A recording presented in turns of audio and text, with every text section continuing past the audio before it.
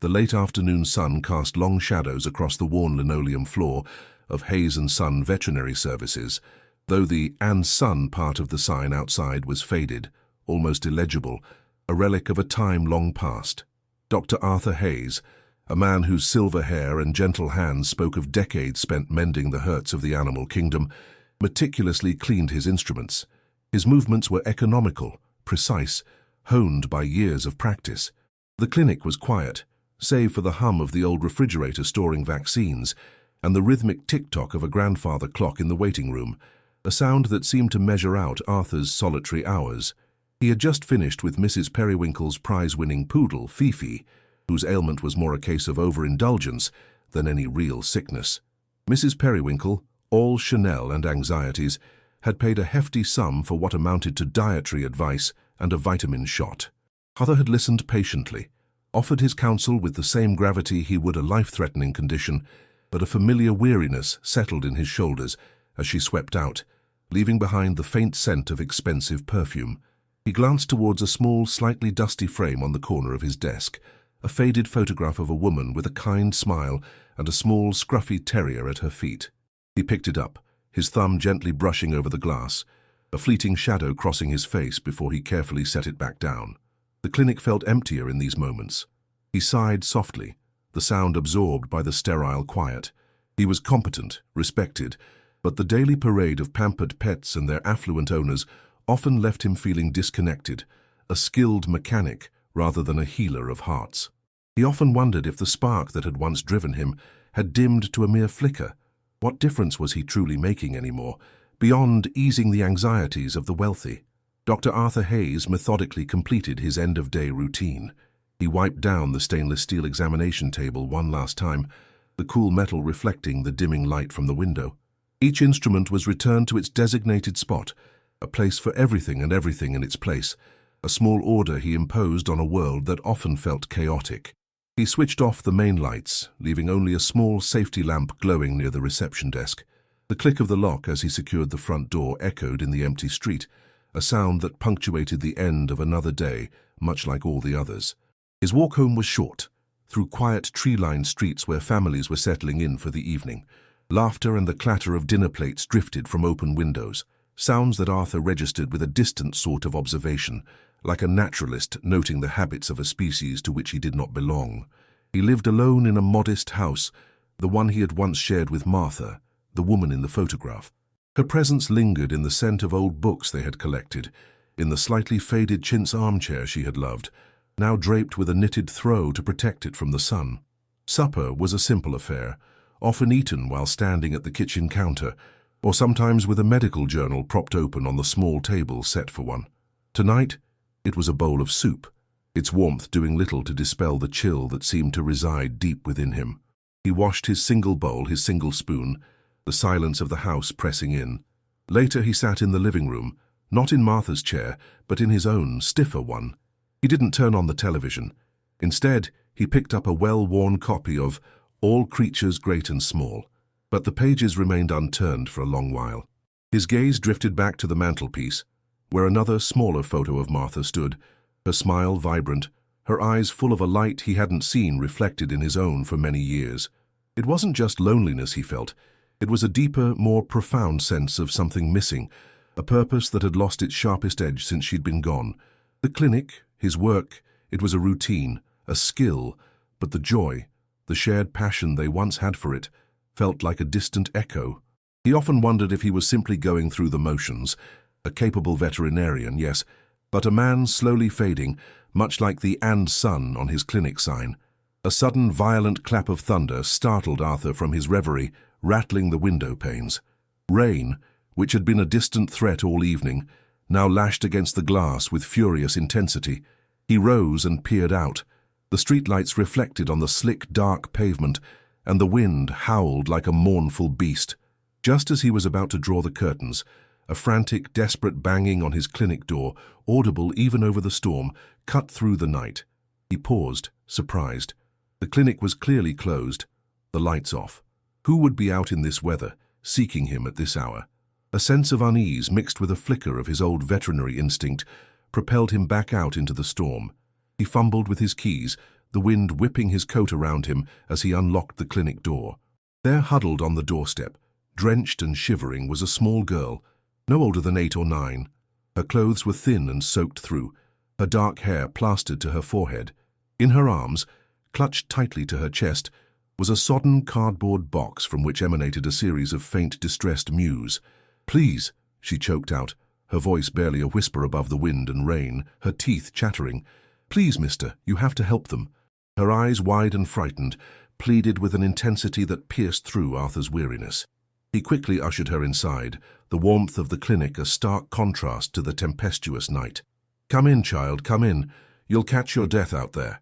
He guided her towards the examination room, his concern for her immediate overriding his surprise. She placed the box carefully on the examination table. Inside, nestled on a few damp rags, was a scrawny calico cat, her fur matted and dark with rain. She was alarmingly still, her breathing shallow. Curled against her belly were 3 tiny kittens, mewling weakly, their eyes still sealed shut. They were so small, so fragile, they looked like drowned rats. The mother cat let out a low, pained groan. She wasn't moving much," the little girl stammered, her gaze fixed on the animals. "I found them under the old bridge. The rain, it was getting so bad I didn't know where else to go." She looked up at Arthur, her small face a mask of desperation and hope. "They're all I have. If the story of these little creatures and their brave young rescuer is already touching your heart, let us know in the comments below about a time you helped an animal in need." Dr. Hayes's professional demeanor kicked in immediately, the years of training overriding the late hour and the storm raging outside. "All right, let's see what we've got here," he said, his voice calm and reassuring, more for the girl's sake than the cat's, though the mother cat did lift her head slightly at the sound. He gently began his examination, his experienced hands moving with practiced care over the chilled, damp fur of the mother cat. She was emaciated, dehydrated, and clearly suffering from exposure. Her temperature was dangerously low. The kittens were likewise cold and weak, their tiny bodies trembling. "First things first, we need to get them warm and dry," Arthur explained, his tone gentle but efficient. He retrieved several soft towels and a heating pad from a cupboard. As he carefully dried the mother cat, trying to be as gentle as possible, his fingers brushed against something small and hard around her neck, hidden beneath the matted fur. He parted the fur carefully. It was a collar, a very old thin leather collar, cracked and worn with age. But it wasn't the collar itself that made him pause. Dangling from it was a tiny, tarnished silver locket, heart-shaped and intricately engraved with a delicate floral pattern. Arthur's breath caught in his throat. His hand, holding the locket, began to tremble ever so slightly. He recognized it. He would recognize it anywhere. It was identical to a locket Martha had cherished, a gift from her grandmother. She had lost it years ago, during a walk in the woods near the old Miller farm, a place not far from the bridge the girl had mentioned. They had searched for hours, but it was never found. Martha had been heartbroken. He looked from the locket to the little girl, who was watching him with wide, anxious eyes, her small hands clasped tightly together. Where did you say you found this cat, dear?" he asked, his voice sounding distant to his own ears. "Under the old Milligan Bridge, sir," she replied, her voice still shaky. "She was just lying there with her babies. I call her Hope. Milligan Bridge. That was what the locals called the area near the old, dilapidated Miller farm." A cold wave washed over Arthur. It couldn't be. It was too improbable, too coincidental. Yet there it was, tangible in his hand. The locket was tarnished. The leather of the collar almost rotted through in places, suggesting it had been lost and exposed to the elements for a very long time. Long enough for a stray cat to have perhaps found it, or for it to have become entangled around her neck somehow. The implications, the sheer unlikelihood of it, made his head spin. This wasn't just any stray cat. This cat, or at least this locket, was a direct physical link to his Martha, to a piece of his past he thought was lost forever. What was the most precious keepsake an animal has ever brought into your life, or perhaps led you to? Share your stories with us in the comments. Shaken by the discovery of the locket, Dr. Hayes nevertheless refocused on the immediate crisis. The mother cat, Hope, and her kittens were his priority. He administered subcutaneous fluids to Hope for dehydration and carefully placed her and the kittens into a warmed incubator. The girl, whose name he learned was Lily, watched his every move, her earlier fear slowly giving way to a fragile hope. Arthur noticed how thin she was, her clothes not only wet but also worn, the cuffs of her sleeves frayed. There were dark circles under her eyes that spoke of more than just one night's worry. "Are you hungry, Lily?" he asked gently, as he prepared a small syringe of kitten formula. "I think I have some biscuits in the staff room, and maybe some hot chocolate to warm you up." Lily shook her head, her eyes still fixed on the incubator. "No, thank you, sir. Just make Hope better. And her babies." Her voice was small but firm. As he worked, Arthur tried to draw her out, asking gentle questions about where she lived, about her parents. Lily was evasive, her answers vague. She mentioned living nearby but offered no specifics. She said her mum was away and her dad was busy. Arthur sensed a deeper story, a hardship she was reluctant to share. The obstacle wasn't just the cat's illness, it was the girl's own vulnerability, her evident poverty, and the loneliness that seemed to cling to her like the dampness from the storm. He noticed a small, tattered backpack at her feet, the kind children take to school. He wondered if she even went to school regularly. While waiting for Hope to stabilize further, he offered Lily a dry blanket from the clinic's emergency supplies. As she wrapped it around her shivering shoulders, a worn, much-loved teddy bear, its fur matted and one button eye missing, peeked out from her backpack. It was a poignant symbol of her childhood, clutched tightly in a life that seemed far too harsh for one so young.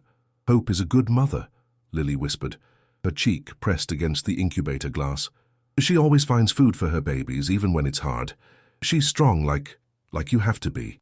Arthur looked at this small girl, bravely facing the storm, desperately trying to save these creatures, her words echoing a resilience far beyond her years. He saw not just a child with a sick cat, but a child shouldering burdens she shouldn't have to bear. The locket in his pocket felt heavy, a tangible piece of his past, now inexplicably intertwined with this child's present struggle. He realized that helping Hope and her kittens was no longer just a professional duty. It was becoming something deeply personal, a chance, perhaps, to mend more than just broken feline bones. If you believe that one small act of compassion can ripple out to change lives, don't forget to subscribe to the channel so you don't miss any of our future stories. The hours crept by. Dr. Hayes worked diligently, his earlier weariness replaced by a focused energy. Hope, the mother cat, was responding to treatment, her breathing evening out, a faint purr even rumbling in her chest as she felt the warmth and safety. The kittens, after a delicate feeding of warm formula from a tiny syringe, were snuggled against her, their weak mews quieting. Lily, exhausted but unwilling to leave their side, had finally drifted off to sleep in an old armchair Arthur had pulled into the warm examination room, the borrowed blanket clutched around her, her face soft and vulnerable in slumber. The storm outside had subsided to a gentle patter against the windows. In the quiet of the clinic, with only the hum of the incubator and Lily's soft breathing, Arthur found himself staring at the tarnished silver locket he had carefully placed on his desk. He picked it up again, the metal cool against his palm. He'd tried the clasp earlier, but it was stiff with age and grime. Now, with a small, precise instrument from his tray, he gently worked at it. There was a faint click, and the heart-shaped locket sprang open. Inside there was no miniature portrait as he might have half expected. Instead, nestled within one half of the heart, was a tiny, intricately folded piece of paper, yellowed and fragile. His fingers, usually so steady, trembled as he carefully unfolded it. On the paper, in Martha's familiar, elegant cursive, was a single word, Lily. Arthur stared at the word, his vision blurring. A wave of memory, so potent it nearly buckled his knees, washed over him. He remembered a sun-drenched afternoon years ago sitting with Martha in their small garden. They'd been talking about the future, about dreams they held. Martha, her eyes shining, had said, "If we ever have a granddaughter, Arthur, I'd love to name her Lily. Lilies are so resilient, so beautiful, and they always find their way to the light, even after the harshest winter. They never had children of their own, a quiet sorrow they had shared, and the dream of a granddaughter named Lily had remained just that, a tender, unspoken wish." He looked over at the sleeping child in the chair. Lily. Her name was Lily, a child who had braved a storm, carrying a dying cat named Hope, a cat that wore Martha's lost locket, a locket that held the name Lily. The sheer, breathtaking improbability of it all, the convergence of loss and hope, of past and present, struck him with the force of a physical blow. It felt as if Martha herself had reached across the years, through this child, through this cat, to touch his solitary life. Tears, hot and unexpected, welled in Arthur Hayes' eyes and traced paths down his weathered cheeks. They weren't tears of sadness alone, but of a profound, overwhelming recognition. A recognition of a connection so deep, so startling, it felt like a miracle. The weariness, the sense of merely going through the motions began to lift, replaced by a burgeoning warmth, a sense of purpose he hadn't felt since Martha was by his side. This little girl, Lily, and her feline family weren't just another late-night emergency. They were a sign, a gift, a second chance. His path forward suddenly seemed clearer, illuminated by a light he thought had been extinguished forever. He knew with a certainty that settled deep in his soul that his life and Lily's had just irrevocably changed. When Lily awoke hours later, the early morning sun was streaming through the clinic window, painting stripes of gold across the floor. Hope was alert in her incubator, gently licking her now-sleeping kittens. Arthur Hayes was there, a kind smile on his face that Lily hadn't seen before. He had made hot chocolate and toast. As they ate, Arthur gently explained about the locket, about Martha, and about the name written inside. Lily listened, her eyes wide, a sense of wonder dawning on her face. She confessed that her mother had been gone for over a year, and her father, struggling with his own grief and unemployment, was often overwhelmed and distant. Hope and her kittens were her only constant companions, her secret family. Dr. Hayes didn't just offer to care for Hope and the kittens free of charge. In the days and weeks that followed, he did much more. He reached out to social services, not to separate Lily, but to find support for her and her father. He used some of his savings, money he'd hoarded without purpose for years, to help them get back on their feet, ensuring Lily had proper clothes, food, and was enrolled back in school. He started a small fund at his clinic, quietly, for families who couldn't afford care, inspired by Lily's selfless love for Hope. The "and son" on the clinic sign remained faded, but something new had been added. A small, neatly painted addendum, "and friends." Lily became a regular visitor, helping Arthur with the recovering Hope and her now thriving kittens.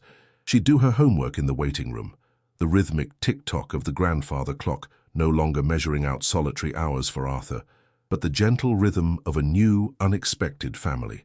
He taught her about caring for animals, and she, in turn, with her innocent trust and unwavering affection, taught him about the resilience of the human spirit and the profound healing power of connection. The locket, now cleaned and gleaming, hung not on Hope, but on a chain around Lily's neck, a reminder of a love that transcended time and loss, a love that had, in the most unexpected way, brought them all together. Dr. Hayes still looked at Martha's photograph on his desk, but now the sadness in his eyes was mingled with a gentle joy, a renewed spark. He had found his purpose again, not just in mending animals, but in mending hearts, starting with his own.